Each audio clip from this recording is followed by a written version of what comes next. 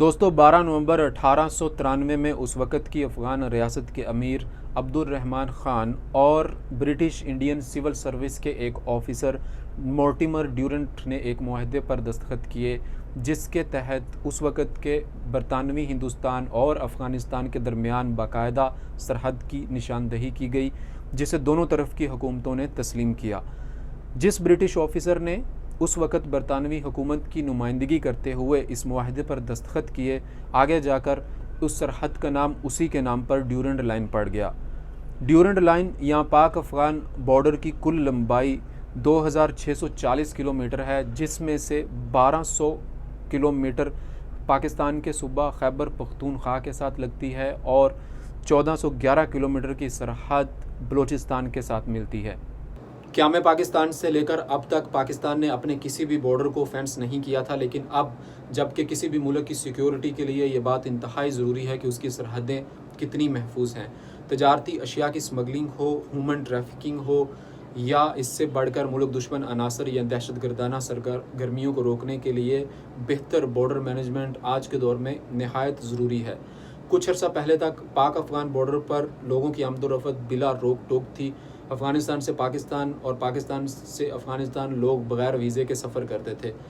ہر طرح کی سمگلنگ اپنے عروج پر تھی، چاہے وہ ڈرگز ہوں، ویپنز ہوں یا تجارتی اشیاء ہوں، کوئی پوچھنے والا نہیں تھا، کسی قسم کی کوئی روک ٹوک نہیں تھی۔ اور پھر جب سوویت یونین نے افغانستان پر چڑھائی کی تو لاکھوں افغان مہاجرین پاکستان آ بسے۔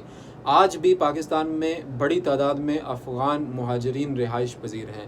اس کے بعد جب 9/11 ہوا تو ایک بار پھر افغانوں نے پاکستان کا رخ کیا۔ 9/11 کے بعد وار آن ٹیرر کے نام پر امریکہ اور اس کے نیٹو اتحادیوں نے افغانستان میں جنگ شروع کر دی۔ اس جنگ کے پاکستان پر انتہائی برے اثرات پڑے اور ملک میں دہشت گردی کا وہ سیلاب آیا جس نے لاکھوں پاکستانیوں کو متاثر کیا۔ 70,000 سے زیادہ پاکستانی اس جنگ میں شہید ہوئے، جن میں بڑی تعداد عام شہریوں کی اور سیکیورٹی فورسز کے جوانوں کی ہے، اور اس جنگ کا پاکستان کی اکانومی پر انتہائی برا امپیکٹ پڑا۔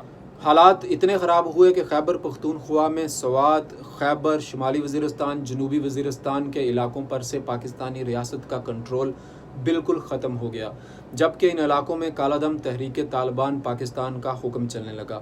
پھر بالآخر سال 2009 میں پاکستانی قیادت نے دہشت گردی کے خلاف باقاعدہ جنگ شروع کرنے کا اعلان کیا اور اس کے ساتھ ہی سوات میں آپریشن راہ راست کا اعلان کیا گیا۔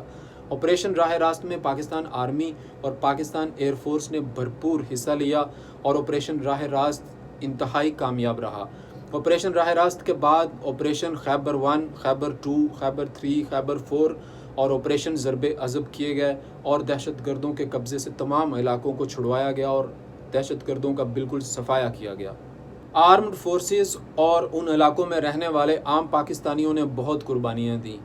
افواج پاکستان کے جوانوں نے اپنی جانوں کا نذرانہ دے کر اس جنگ کو جیتا، جبکہ شمالی اور جنوبی وزیرستان میں رہنے والے پاکستانیوں کو اس جنگ کی وجہ سے نقل مکانی کرنی پڑی۔ ان کے گھر بار، ان کے روزگار تباہ ہو کر رہ گئے۔ بہت سی تکلیفوں، مشکلوں اور قربانیوں کے بعد دہشت گردوں کا سرحدی علاقوں سے صفایا کر دیا گیا۔ اب یہ بات انتہائی ضروری تھی کہ ان علاقوں کو دہشت گردوں سے جو صاف کروائے گئے ہیں کی سیکیورٹی کو یقینی بنانا انتہائی ضروری تھا۔ اسی بات کے پیش نظر سال 2017 میں اس بات کا فیصلہ کیا گیا کہ افغانستان پاکستان بارڈر کو فینس کیا جائے گا اور افغانستان سے ملنے والی پاکستان کی سرحد پر باڑ لگائی جائے گی۔ اور پھر مارچ 2017 میں پاک افغان بارڈر پر باڑ لگانے کے کام کو شروع کر دیا گیا۔ اب تک 90% بارڈر پر باڑ لگائی جا چکی ہے۔ جو باڑ لگائی گئی ہے اس کو 2 پیرالل دیواروں کی شکل میں بنایا گیا ہے اور اس کے درمیان 3 میٹر کا خلا ہے، اور اس خالی خلا کو خاردار تاروں کے رول بنا کر پر کیا گیا ہے۔ باڑ کی جو دیوار افغانستان کی سائڈ پر ہے اس کی اونچائی 13 فیٹ رکھی گئی ہے، جبکہ پاکستان کی سائڈ پر اس کی اونچائی 11 فیٹ رکھی گئی ہے۔ باڑ کے ساتھ ساتھ 800 کے قریب قلعے تعمیر کیے گئے ہیں اور ہر 1.5 کلومیٹر کے فاصلے پر ایک چوکی بنائی گئی ہے۔ قلعوں اور چوکیوں کے درمیان پیٹرولنگ کا ایک مکمل نظام ترتیب دیا گیا ہے۔ اس کے ساتھ ساتھ افغان بارڈر پر جدید ڈرون کیمرے، CCTV کیمرے اور جدید ریڈارز بھی نصب کیے گئے ہیں، جن سے غیر قانونی نقل و حرکت کو مانیٹر کرنے میں مدد ملے گی۔ پاک افغان بارڈر پر جو فینسنگ کی گئی ہے اس کو پاکستان آرمی نے خود لگایا ہے اور یہ ایک انتہائی مشکل ٹاسک تھا۔ اس باڑ کو لگانے کے دوران کئی بار افغانستان کی سائڈ سے باڑ لگانے والے جوانوں پر فائرنگ کی گئی، جس کی وجہ سے کئی جوان شہید بھی ہوئے۔ دوستو، اس سال کے اینڈ تک پاک افغان بارڈر کو مکمل طور پر فینس کر دیا جائے گا اور اس فینسنگ کا کمپلیٹ ہونا پاکستان کے لیے انتہائی تاریخی کامیابی ہے۔ اس باڑ کے لگ جانے سے نہ صرف ملک دشمن عناصر اور دہشت گردانہ سرگرمیوں کو روکنے میں مدد ملے گی، بلکہ پاکستان کے ٹیکس نیٹ میں بھی اضافہ ہوگا، کیونکہ غیر قانونی تجارت اور سمگلنگ پہ بھی قابو پایا جا سکے گا۔